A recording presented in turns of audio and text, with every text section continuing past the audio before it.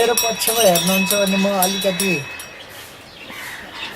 आर्टिस्टहरू पागल हुन्छ भन्छन्। म पागल त होइन भन्छु आफूलाई, है अरूले के भन्छन् थाहा छैन। मेरो लामो लामो कपाल पनि छैन, कानमा मुन्द्रा घुन्ने पनि छैन, हाँसिस र रक्सीमा रमाएको पनि छैन भने चाहिँ आर्टिस्टमा हुनुपर्ने गुणहरू ती हुन् भन्ने मोटामोटी धारणा छ जनताको। म चाहिँ अहिले वर्तमानमा म चाहिँ पुरै primitive man, A man living in A cave.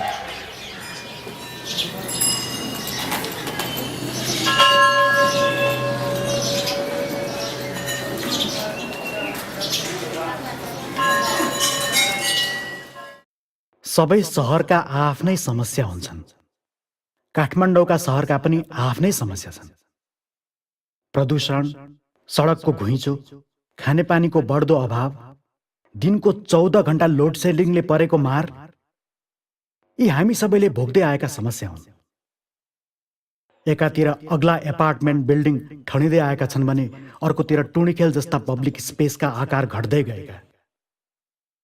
Dharahara जस्ता ऐतिहासिक निर्माण अग्ला शपिङ सेन्टर पछाडि परि होचापो देखिएला जालान् कि भन्ने आशंका उब्जिएको छ। तर समस्या जे जस्ता भए तापनि मानव कल्पना गर्नको निम्ति सधैँ स्वतन्त्र छ। हामी सबै कल्पना गर्नको लागि सधैँ स्वतन्त्र छौँ। मनमा एउटा विचार आयो, कलाकार र रङ्गकर्मीहरूलाई भेट्ने। कलाकार र रङ्गकर्मी त कल्पनाशील सर्जक पो हुन्।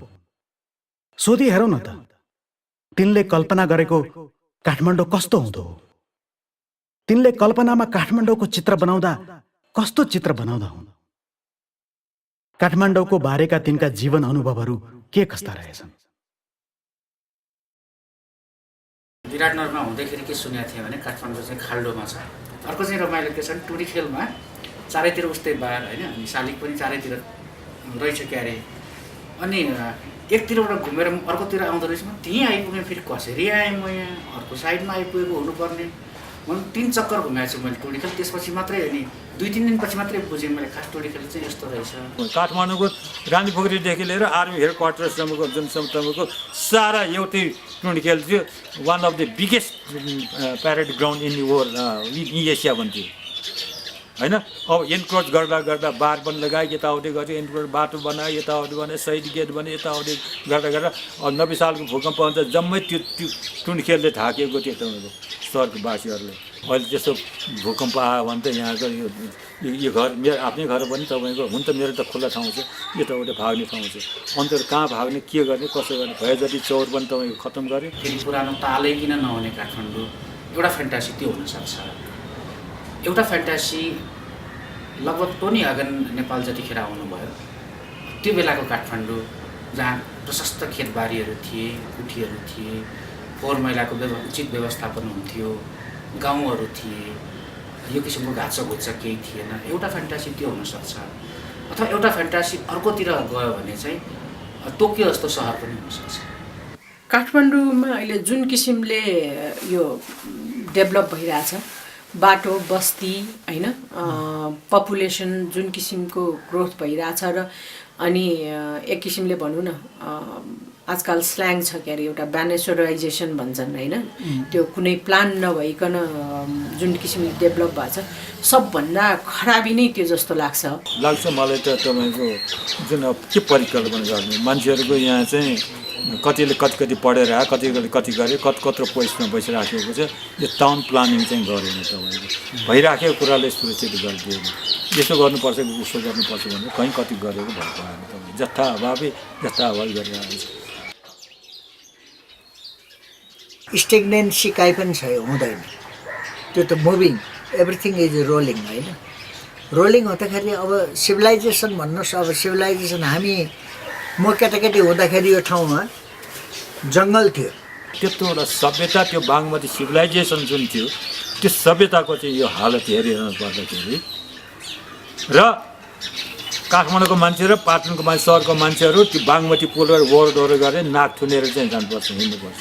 जस्तो बागमतीको कुरा छ, बागमती अब कति स्वच्छ छ भने हामी सुन्छौँ, त्यो बागमती 4 भइसक्यो। अब त्यसलाई चाहिँ त्यो नहरलाई चाहिँ अब यसो कुरा गर्दाखेरि जस्तो मैले सभ्यताको चाहिँ जहाँ अब चाहिँ सभ्यता डेभलप भयो त्यो नदीका किनारमा चाहिँ बसेका सभ्यताहरू थिए भनेर मैले सुनेको छु, पढेको पनि हो। जस्तो नाइलको चाहिँ होइन त्यो दृष्टिकोण हेर्दाखेरि जस्तो हामी कहाँ बागमती नदी छ र यो पनि एउटा चाहिँ त्यो जोडेर हेर्ने हो भने नाइलको सिभिलाइजेसन्स भनेको आजभन्दा कति हो के अरे वर्ष पहिलेको कुरा हो र अहिले हामी जुन एकदम मोडर्न स्थितिमा छौँ र धेरै चिज सुविधाहरू हामीसँग उपलब्ध छ, तर हाम्रो स्थिति चाहिँ अब प्लास्टिकहरूको चाहिँ खोलो भनौँ न या फोहोर फाल्ने ड्रेनेज फाल्ने चाहिँ खोलो चाहिँ स्थितिमा पुगेको छ। नेगेटिभ पोजिटिभ दुइटै हुन्छ, तर नेगेटिभ मैले अहिले यता धेरै हेरिरहेको छु र स्पेसली चाहिने नदीहरूको दुर्दशा हेरेर हामीले त्यो नदीलाई चाहिँ नि मैले यसो गरेर हामीले ढोग्ने चलन छ कि नेपालीहरूको। मेरो बच्चाले पनि छोरीले पनि ढोग्थ्यो, अहिले पनि सायद गर्छ, तर अहिले आएर चाहिँ नि त्यही 1986 तिर गर्दाखेरि उति दुर्गन्ध माया पनि थिएन। यसो गरेर हात हालिहाल्दो रहेछ कि हामीले चाहिँ नि पूजा गर्ने जुन छ नि एउटा चाहिँ नि हामीले नेचरलाई पूजा गर्ने है। त्यो काठमाडौँ सहर चाहिँ तपाईँको अझ तम्मातम बिग्रिनै आएको छ। अब सबै मन्दिरहरू सबै नै अब यो वरिङ बोर्डले छोपिसक्यो। चाहिँ मलाई सबै काठमाडौँ सहरका घरहरू चाहिँ प्यागोडाको शैलीमा बनेका हुन् होइन, र चाहिँ त्यो प्यागोडा शैलीलाई पनि मोडर्न टेक्नोलोजीहरू छ जुन विश्वमा अहिले चाहिँ आएको नयाँ किसिमको आर्किटेक्चर्सहरूमा ढालेर चाहिँ एउटा चाहिँ नयाँ किसिमको सिटीको परिकल्पना त्यसमा चाहिँ बनोस् भन्नु लाग्ने हो। हाम्रो पहिले त हाम्रो देश यो त खुल्ला सङ्ग्रहालय हो, डिपाएर अगाडि पछि अर्को बिहार आउँछ, फेरि अर्को डिपाएर गएपछि हामीले अर्को बिहार फेचिने, अब कामहरू पाइने। अब आफूले नै आफ्नो घर नचिन्न भइसक्यो। 2-3 वर्ष म चाहिँ बाहिर गयो भने आफ्नो घर आइपुग्यो, आफ्नो घर चाहिँ कुन हो मलाई थाहा पाउनै गाह्रो भइसक्यो। यो पनि यस्तो समस्या नै भइरहेको छ।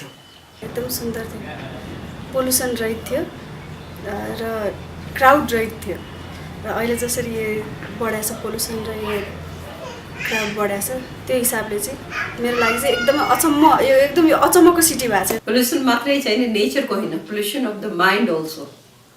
मान्छेहरूको कस्तो छ भने नि इट्स यो मैले बागमतीको कुरा गरेँ है, बागमती त पोल्युटेड भएको छ, छँदैछ है, तर यो देशको राजनीति पनि एकदम त्यो दुर्गन्ध गनाउने ठसठसी त्यो फोहोर मैला भन्दा पनि खत्तम भइसक्यो है। यो painting there is art in the air भनेर टपिक चाहिँ बनाएको र मैले यो फोटोग्राफ चाहिँ थमेलको क्रस रोडको बेस गरेर बनाएको र मलाई यो स्पेस एकदम पब्लिक स्पेस जस्तो लागेर जहाँ धेरैवटा कल्चरहरू इन्टरेक्ट हुने स्पेस पनि भएकोले गर्दा मैले यो स्पेसलाई चुज गरेको। र यो पेन्टिङमा मैले फोटोग्राफलाई टेम्पर कसरी गरेको छु भने डिजिटल म्यानिपुलेट गरेको छु फोटोग्राफलाई, र अर्को चाहिँ मैले त्यहाँ भएको होर्डिङ बोर्डहरूलाई लुक्रेटिभ स्पेस जहाँ चाहिँ एउटा मेसेज कन्भे गर्ने लुक्रेटिभ स्पेस भएको कारणले गर्दा त्यो होर्डिङ बोर्डहरूलाई मैले कमर्सियल होर्डिङ बोर्डको ठाउँमा मैले 2टा पेन्टिङहरू जुन चाहिँ एउटा शशि विक्रम शाहको फ्राइटन मङ्क भनेर अनि भिन्सेन्ट भ्यान गोगको स्टालिन नाइटलाई रिप्लेस गरिदिएको छु। काठमाडौँ स्पेसलीलाई अहिलेको होर्डिङ बोर्डले रिप्रेजेन्ट गर्छ लाग्छ काठमाडौँको मेन्टालिटीहरू, र सायद त्यो ठाउँमा we can replace those imagery with better images भिजुअल्सहरू, जसले गर्दा लङ रनमा चाहिँ नेपालको एउटा काठमाडौँको भिजुअल कल्चरहरू स्ट्रेन्थन हुन्छ कि भन्ने मेरो लाइक।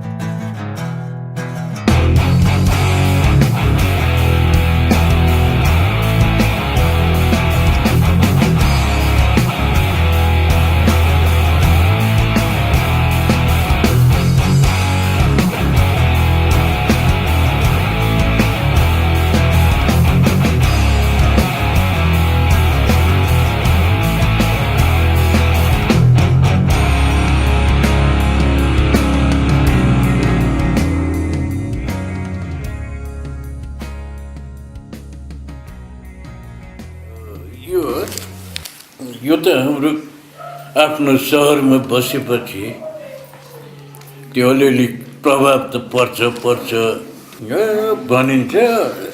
हामी गरिब ठाउँमा बसे हुर्के, संसारमै गरिब मध्येको देश, तर यो हाम्रो सहर, यो जात्रा परम्परा यिनीहरू हेर्दाखेरि होइन हामी कहाँ गरिब हुने, कमसे कम एउटा सभ्यता बोकेको देश हाम्रो। सानै भए पनि गरिबै भए पनि एउटा मुटु भएको देश हो। संसारमा धेरै छन् धनी धनी देशहरू, तर तिनीहरूको के सभ्यता भनेकै छैन। हुन त छ, जम्मै आफ्नो आफ्नो छ, तर जुन हाम्रो जस्तो कल्चर, पुरानो कल्चर अहिलेदेखिको हो र यो सानो देश भए पनि हाम्रो परम्पराले त्यो जोगाएर राखेको हो। त्यही कुरामा बडा खुसी पनि लागेको छ। अब मेरो कलाकृतिमा भनौँ त्यो त अलिअलि प्रभाव त पर्छ। आफ्नो धरातल नटेकिकन त्यसै कलाकृति गरेर त हुँदैन। त्यो त प्रभाव पर्छ। त्यस्तो फ्यान्टासी केही पनि छैन मेरो लागि। काठमाडौँ जे छ अब यसलाई फेरि परिकल्पना गर्ने हो भनेदेखि पुरै भत्काउनुपर्छ र त्यो फेरि त्यो सोच नै अर्कै पर्छ क्या। त्यही भएर जे छ यसलाई चाहिँ व्यवस्थित होस्, एकदम राम्रो होस्, यसैलाई नै सफा सिटी होस्, मेरो चाहिँ त्यही हो कल्पना।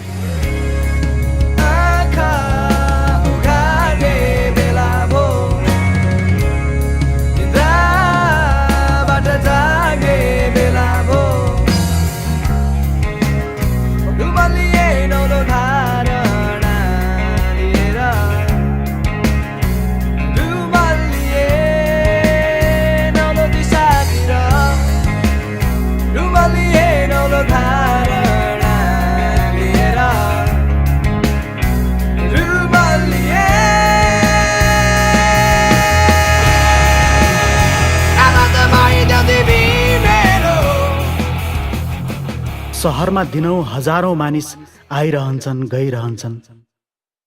सबैले जीवनका रङ्गलाई आफ्नै किसिमले अनुभव गर्छन्। मैले भेटेका कलाकार र रङ्गकर्मीले पनि काठमाडौँलाई फरक फरक ढङ्गले अनुभव गरेका थिए। तिनका कल्पनामा कतै समानता थिए, कतै भिन्नता। यथार्थ र कल्पना बीच सधैँ ठूलो खाडल हुने गर्छ। कल्पना गर्ने बित्तिकै कुनै कुरो यथार्थ बनिहाल्दैन, तर कल्पनाले यथार्थको कमजोरीलाई औल्याउँदै नयाँ सम्भावनाहरूतिर अवश्य सङ्केत गर्न सक्छ। कलाकार, लेखक र रङ्गकर्मी झैँ हरेक मानिस कल्पना गर्न स्वतन्त्र छ। कल्पना गर्नुहोस् र सोच्नुहोस् त, तपाईँको कल्पनाको काठमाडौँ कस्तो हुनेछ।